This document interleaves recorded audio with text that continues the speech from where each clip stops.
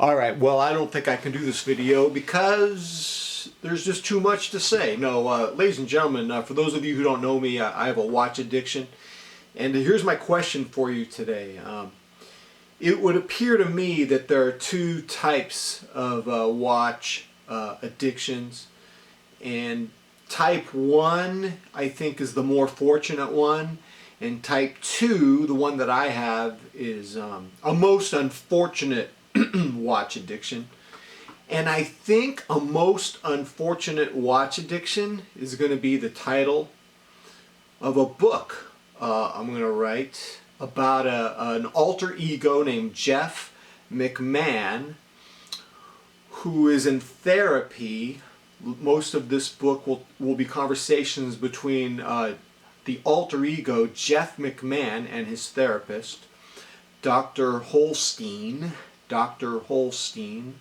in Redondo Beach, trying to work through his watch addiction, get to the root of it, and I'll probably finish this in the next couple months and upload it to Kindle, and I'll probably sell it for a colossal $3.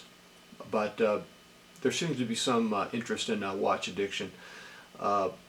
So I think there are two types of watch addictions, and I want to ask you which one you have. There's type 1. I wish I had type 1. Type 1, you can't stop buying watches, and you just accumulate more and more watches. You might have 3 dozen, you might have 150. I think there's a YouTuber that I like a lot. I think he's from Australia. I don't know why. I always get him mixed up with either Australia or Scotland. But he's very good.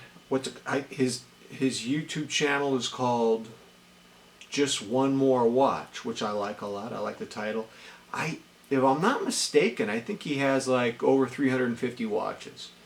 I think he did a State of the Collection a while back. I can't remember. But type 1, you just accumulate lots of watches, and that's a certain type of madness. And I don't have that type of watch addiction. I did at one time, about 10 years ago. I was headed toward that direction. I did have 55 or 60 at one time, so I was definitely in that mode. But I have the worst kind. I have the kind where you're suffering from two contradictory impulses. Two forces are working against each other constantly, and it just crushes you. It's consuming. You have the one impulse to always have a new watch, to always get new watches, to go through the buzz of getting a new watch, and it can't be stopped. I mean, you could get a watch that you love, and you're immediately searching for new stuff because you have the addiction just like anyone else. But then the type 2 addiction is worse because there's another layer, a layer of addiction that's working against the first impulse. You also are you have this minimalistic impulse where you have a threshold. I think for me, it's 8 watches. It's 8, and that number is not set. It's mitigated by how many mechanicals you have in your collection.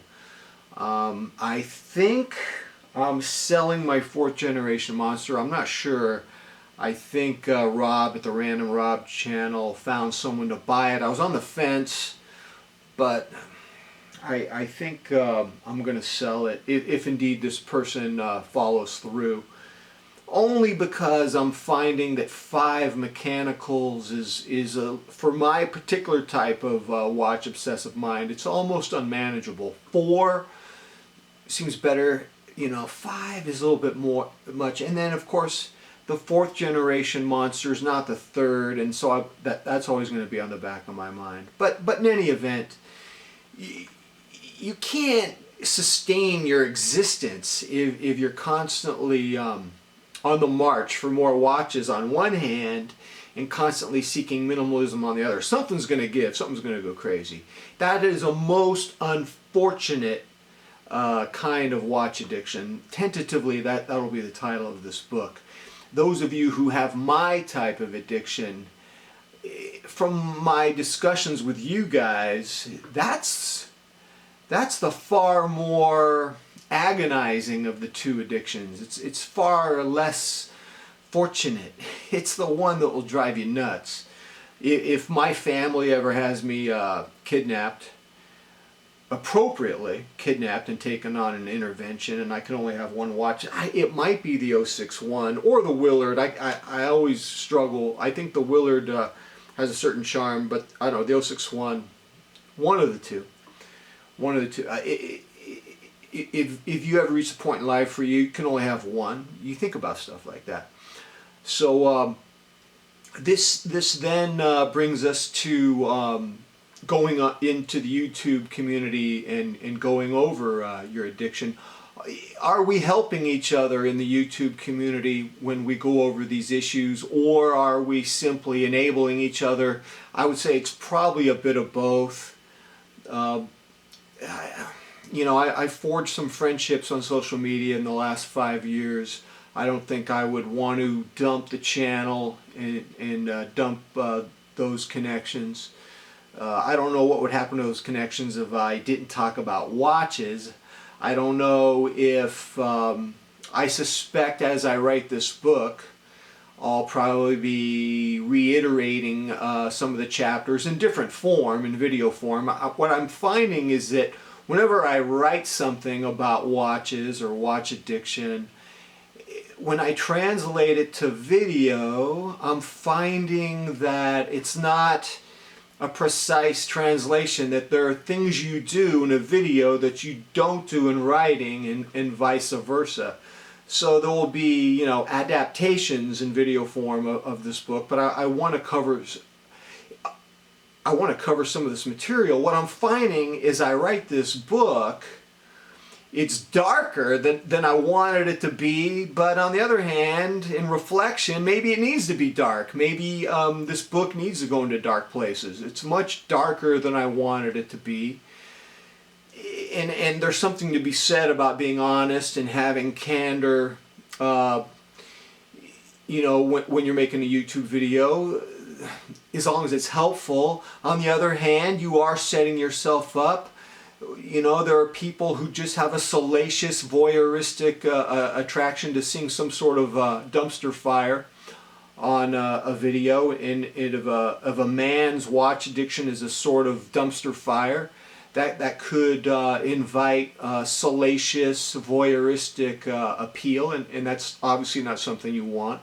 So, you know, I have mixed feelings about that. But I definitely want to cover those two types of addictions for this book, and I want to cover some of the chapters in video form. One of you asked me what it is about rebuying. It's something we've covered before, and I don't know exactly. I have some hunches, I have some instincts, I have some ideas. I'm just thinking out loud. I think that rebuying is a very immature way of dealing with our emotions, with managing our emotions. I think we you know, whatever our emotions may be, sadness or anger or frustration, which we're not dealing with directly, I suspect rebuying is like cutting.